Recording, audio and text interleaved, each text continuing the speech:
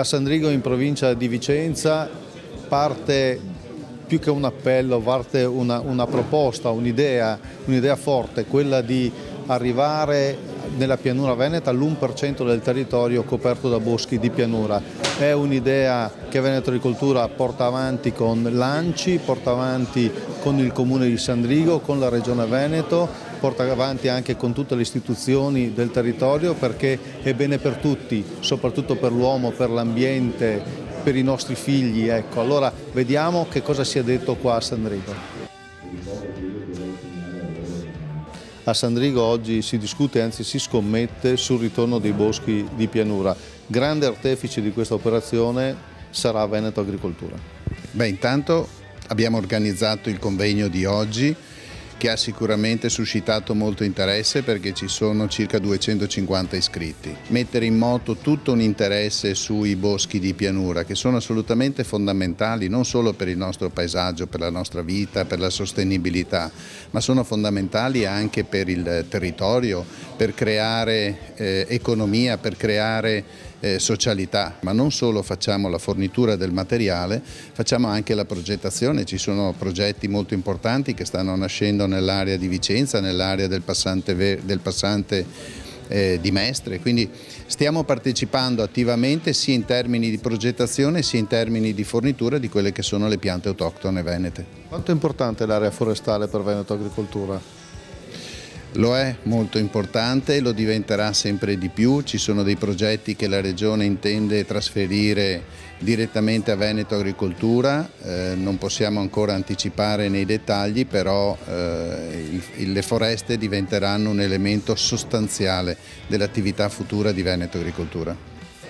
Tornano questi boschi di pianura nella Regione Veneto? Siamo a Sandrigo, tra l'altro io da amministratore locale e poi da anche provinciale ho promosso il bosco che c'è nella parte del risorgire del Tesina di Sandrigo, ma soprattutto ricordiamo che è la legge del 2003 della Regione che inizia questa avventura, che porta appunto anche questa sensibilità ambientale, ma anche di ripristino e recupero di angoli del nostro territorio che vale la pena di essere appunto riscoperti, utilizzati anche dal punto di vista dell'attività, diciamo così, del tempo libero delle persone. Quindi stiamo creando e stiamo mettendo in rete appunto sul territorio veneto una serie di iniziative che creano queste aree appunto di recupero ambientale, di recupero anche di piante autoctone che riportano, ripeto, alcuni angoli del nostro territorio alla vecchia impostazione, al vecchio splendore anche.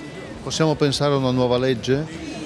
Bisogna pensare a una nuova legge perché questa appunto ormai ha i suoi 14 anni di rodaggio, chiamiamolo. Ci sono delle cose che possono essere affinate e migliorate, il problema sta nelle risorse. Quello che stiamo chiedendo a Roma come competenze dopo il referendum è anche la competenza di tutela e preservazione dell'ambiente ed è una cosa che andremo appunto, spero, a chiedere e poter utilizzare anche in maniera più incisiva e diciamo con metodi veneti.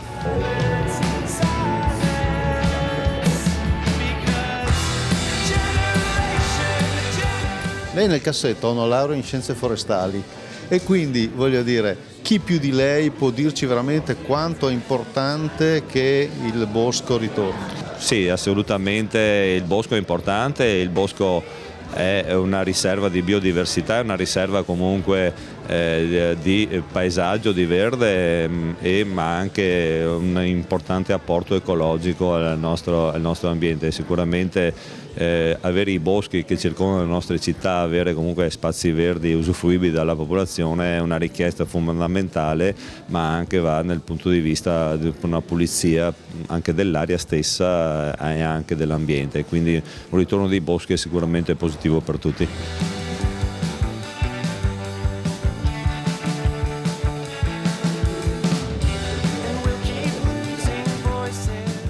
Parliamo di ritorno del bosco di pianura, ma è una storia antica.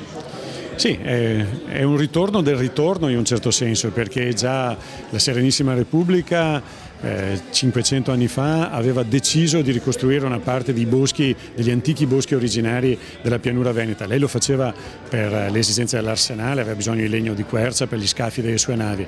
E 300 anni dopo 500 anni dopo, anzi dopo che per circa 200 anni si è solo distrutto quel patrimonio, è successo qualcosa. 30 anni fa qualcuno ha cominciato a ripiantare ghiande, a rifare qualche piccolo ettaro, allora l'azienda regionale foreste, adesso Veneto Agricoltura, era vicino a quelle persone e in 30 anni si è fatto molto, si sono moltiplicate per 10 le superfici dei boschi residui della pianura veneta. Adesso qui da Sandrigo parte una nuova sfida ed è quello di fare altrettanto nei prossimi 30 anni.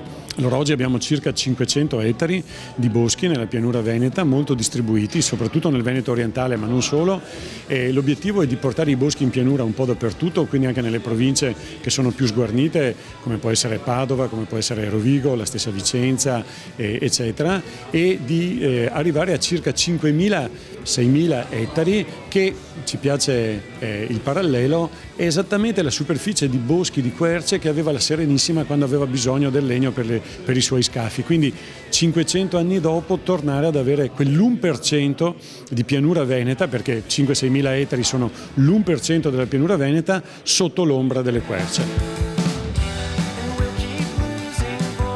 Territorio conosciuto chiaramente da tutti per la festa del baccalà, per le nostre bellissime ville venete, per una popolazione attiva con molte associazioni, ma che si sta caratterizzando anche appunto per questo bosco di pianura curato benissimo dall'amministrazione per il tramite del nostro gruppo Alpini. È un investimento importante anche economico, fatto, e ci tengo a dirlo, tutto in house, nel senso che a differenza di altre iniziative sorte in regione, dove comunque è stato possibile realizzare questi boschi col contributo regionale o della comunità europea, qui a Sandrigo non è stato chiesto un euro a nessuno.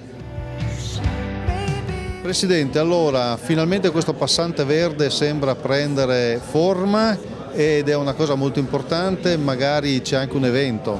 Sì, finalmente l'azione concreta del proseguo di questa bella iniziativa, di questa infrastruttura verde che dovrà completare quello che è il passante di verde, una delle più importanti infrastrutture in Italia che diventerà anche una delle più verdi. È importante dirlo questo in questo convegno dove si parla di boschi planiziali. CAV contribuirà nel suo piccolo a fare il pezzettino di bosco di pianura che servirà a compensare la ferita che l'infrastruttura ha inferto al territorio. Darà una grandissima mano in termini di compensazione alla salute dei veneti e infatti a me piace pensare a questo tipo di investimenti come investimenti nella salute e nella qualità della vita dei cittadini.